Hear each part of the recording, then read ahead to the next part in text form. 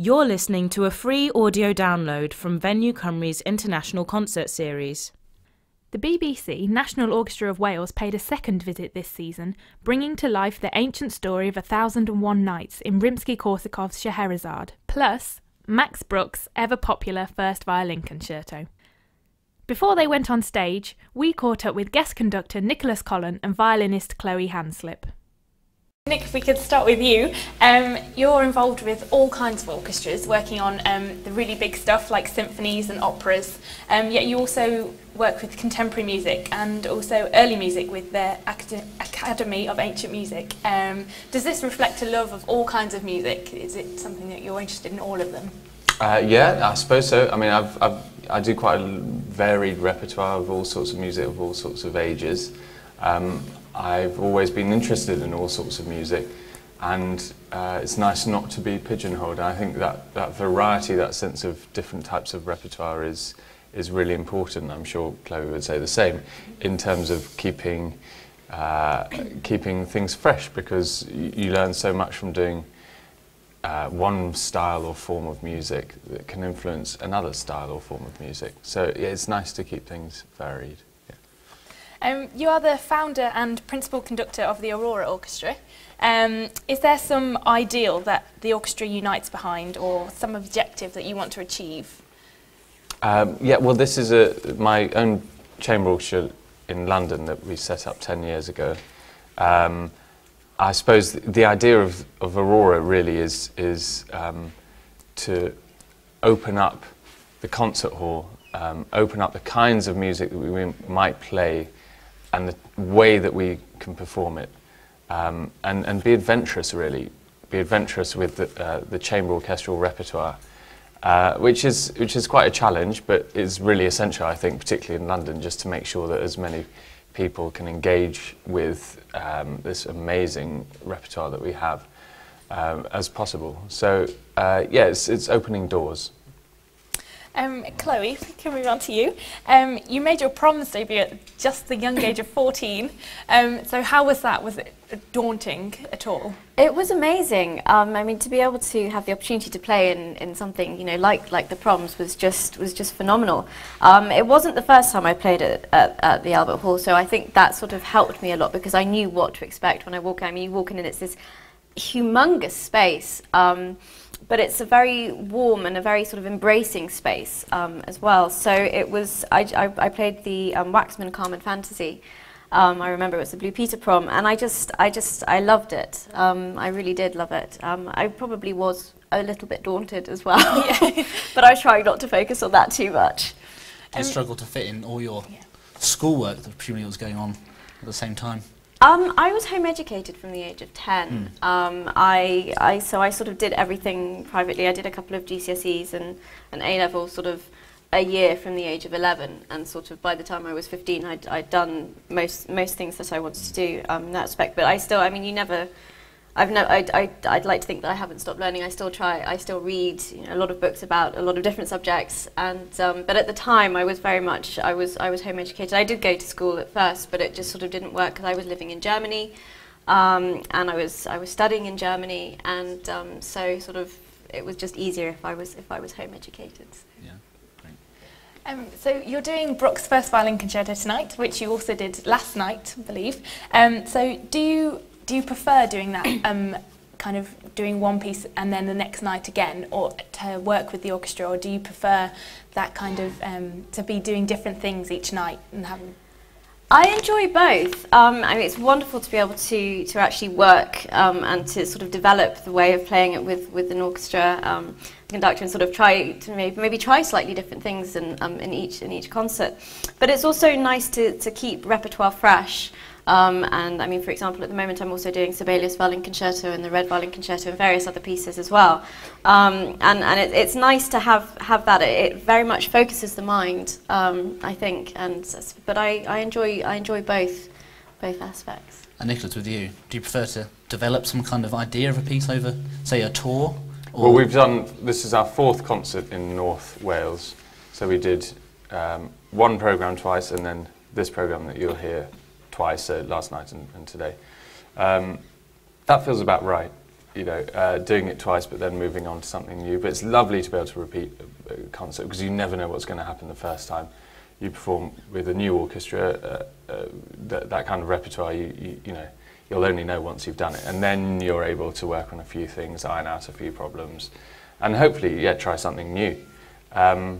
But I mean, there's something lovely about coming back to familiar pieces generally. I mean, Chloe reckons she might have played the Bruch, well, something like towards 100 times in performance. Getting there.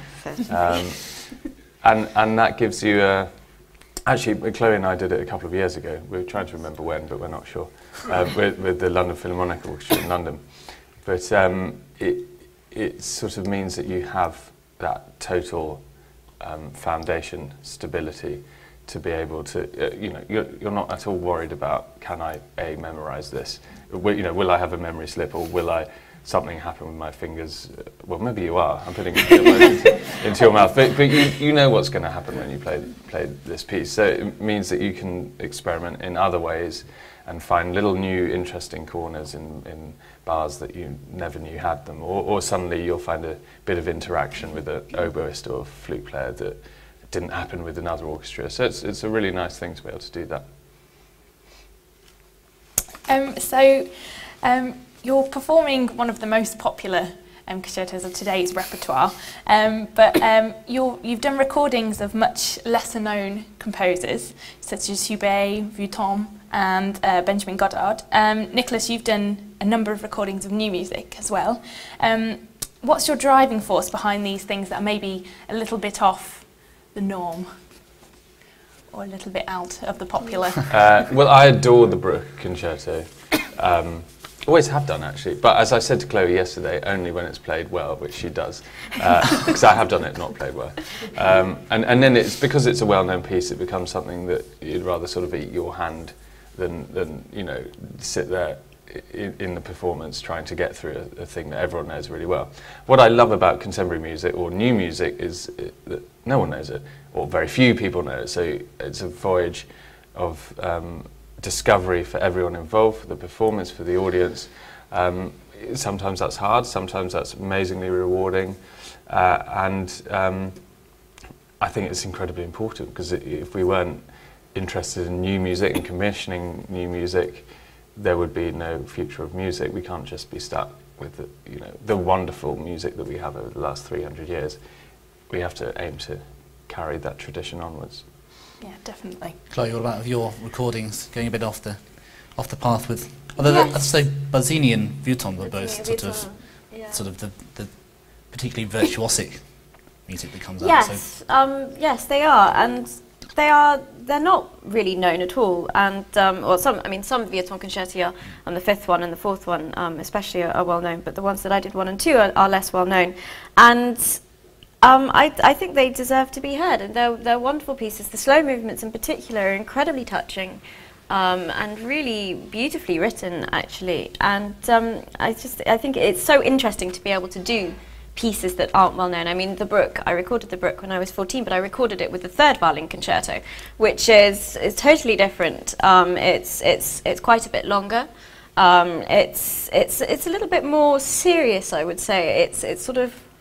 It's I don't know how to describe it really. I haven't played it for a while, but it's the second movement is singing, but it's sort of it's maybe slightly less concise than the first violin concerto, but also absolutely beautiful. And I'm always excited to have the opportunity to play the third concerto.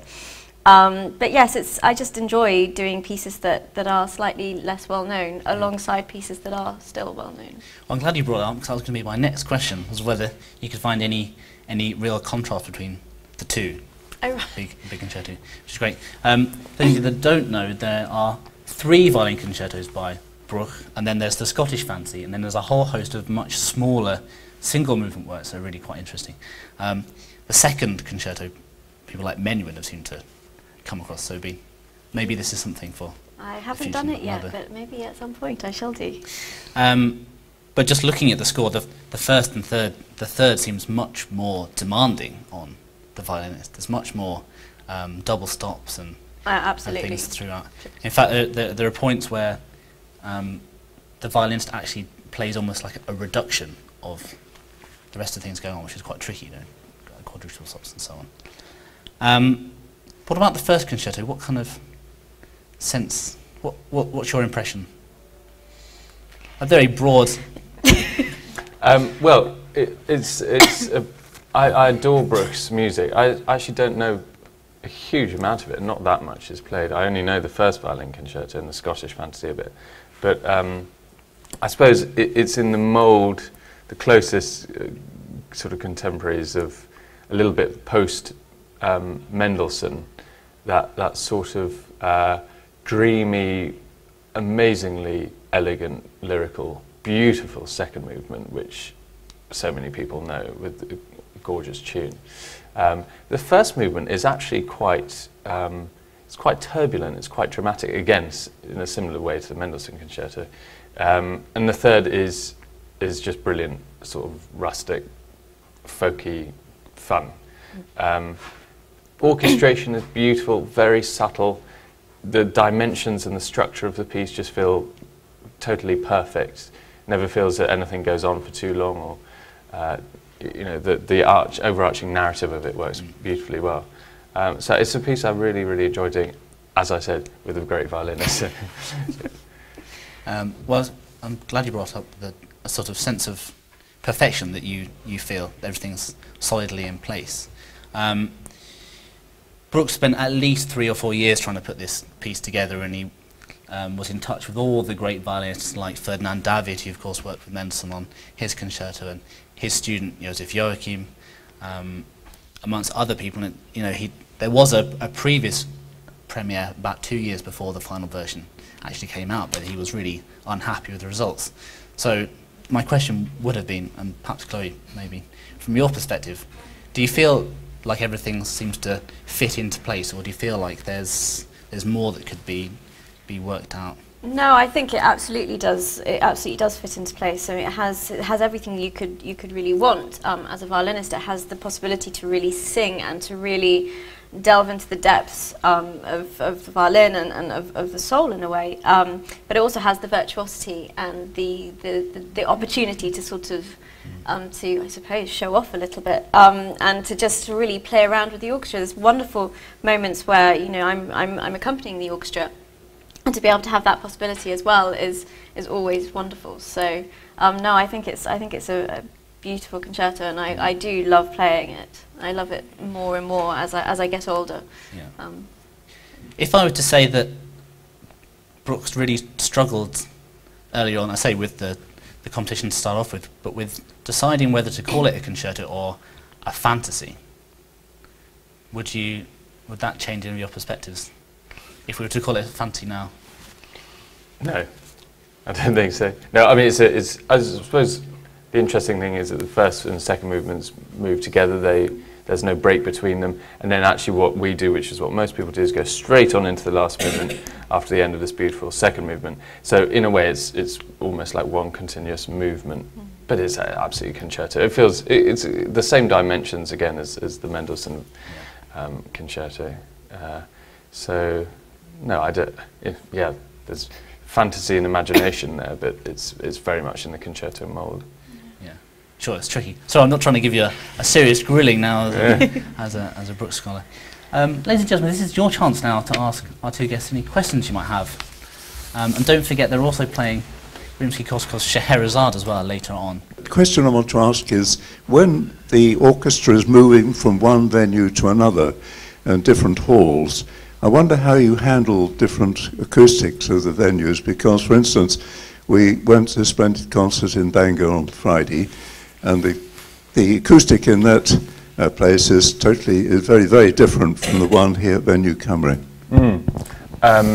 Well, we have a rehearsal in every venue, and the venue in Bangor, I never quite know how to pronounce it. Is that right? Yeah. Bangor. Oh, I'm not going to try that. Yeah, that place is resonant and a big hall, and it's. I think it probably sounds okay from the audience perspective. It's quite hard for the orchestra because it's harder for us to hear each other. So what I then have to do a little bit more as a conductor is focus on being quite clear, so that because they can't hear each other very well across the stage, they can use me as more of a reference point.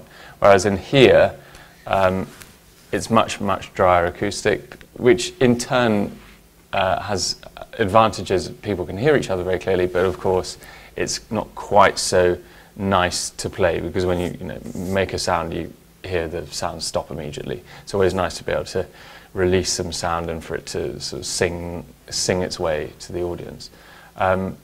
But you very quickly, I mean, orchestras like this are so used to playing in different acoustics that they very quickly adapt, I think, to the environment that they're in. So, you know, we just had half an hour today, having done the concert last night, just to see what it felt like in this acoustic. It's probably a bigger challenge in a way, actually, for a soloist, because when you're, as an individual, trying to make the most beautiful sound you can, you're very aware of what the hall gives back to you. But actually, the space today, it's dry, but it, you know, it's not. It still works. The orchestra sound comes together, and it I think will come out to the audience quite nicely. How about for you, Chloe? Do you consciously think about the acoustic when you go, or do you just sort of intuitively get on with it? I do think about it. I think about it more now, I think. But I sort of just try a few subtle changes, sort of in bow pressure, vibrato will be slightly different, and just to sort of really try and create, you know, the most beautiful sound I can, and just to try and create the space. Sometimes it needs a little bit more space, sometimes a little bit less, within the actual piece. So it's just sort of focusing on those small changes. And do you tend to like to jump in, say, in rehearsal and tell the strings perhaps to play in a certain way to try and match what you're doing, or do you prefer to not at all. leave it to the conductor? She'll probably get in trouble if she did, yeah. May I ask you both, how do you wind down after a recital, given all the concentration that is required? And that would apply to the orchestra, the individual members as well. Thank you. Well, we had a nice pint last night, and some very fine sandwiches. Actually, it was very nice. On a little tour like this, the orchestra was sort of staying in the same places, so it was very nice to just chat to people and have a drink. Yeah, it's actually, it can be quite hard when you're, it depends really what the concert's like and how it feels. Some don't go as well as you had hoped, and they might leave you feeling a bit miserable. And some can be, you know, can be absolutely on top of the world, and that actually takes far longer to sort of come down from. I'm sure when you know, did your first prom or whatever, you feel. Yeah, it's just very difficult. So you might not sleep very well. That's hard on tour because you've then got a concert the next day. But I think conversation is usually the best way. You know, being able to just talk with people you trust about how the concert went is usually a nice sort of way of putting it to bed. Now, Chloe, there was a question I want to ask you. I've watched a few times a videoed. It was a broadcast masterclass with, you know what's going to come next. Yes. A broadcast masterclass with Maxim Vengerov a number of years ago. I think he was about 24. So I was 10. 10? Yeah, I was 10. Okay. Well, my impression, I can't remember what piece did you... Scheherezade Caprice Basque. Yes, right. Vengerov starts the masterclass, before he said anything, playing this piece. And I actually thought when you started, you played yours much better than he did. In fact, he was speechless afterwards, had nothing. But I was just wondering, since you had the same teacher as Vengerov, and Vengerov tends to use a lot of imagery when he's thinking about pieces to get the right kind of effects, whether you adopt the same approach. I do. I think about imagery, I think about the colours, and I do very much think about imagery, actually. I've been doing Brahms' sonata recently, the second sonata, and that was written in Switzerland in an area that I know very, very well. I've been going there since I was a baby. And so sort of to be able to have that, I feel as if it has helped me to sort of delve into the piece and to really try and understand it as much as possible. So no, I definitely do use imagery and think about the colours of pieces as well. Yeah, great. Sorry to bring that up again. You must have had that hundreds of times. It seems to. I'm going to watch it. I've never seen it. You have to, tell us later, compare. Yeah. Well, there's one thing I wanted to ask both of you. You're both relatively early in your careers and having achieved so much success already. Have you got some kind of goal for the future, or somewhere where you'd like to say, yes, I've done this and I'm satisfied? 1,000 Bruch performances. Of the second concerto? Yeah, of the second concerto, yeah, that's right. I mean, actually, as a conductor, you can carry on conducting till you're 80, 85, 90, who knows? So it's quite early on in a conducting career.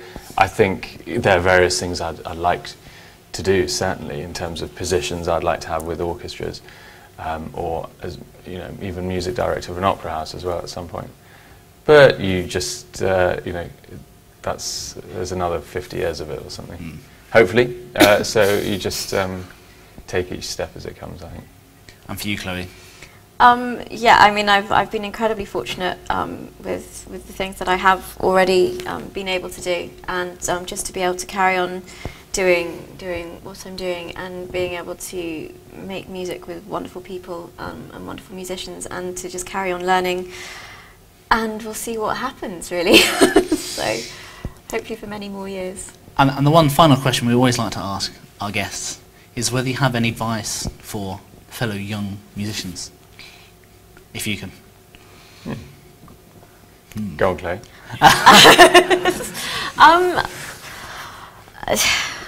For violinists, it's really just a question of, you practice, without a doubt, but also going to concerts, listening to as many concerts as you can.